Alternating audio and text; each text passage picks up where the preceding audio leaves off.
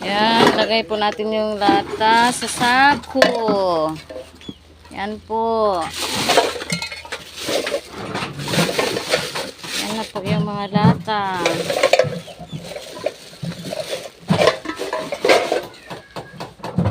Ito po yung nabili na namin kainan. So, kailangan po natin separate yung mga ganito, yung mga bottle na ganyan. Ganyan, oh.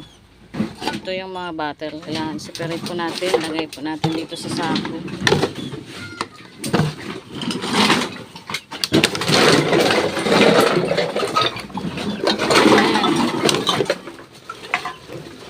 Ara na! Plastic. Ito yung mga plastic. Ito, katulad nito, papain din natin. Lagay din natin sa sako.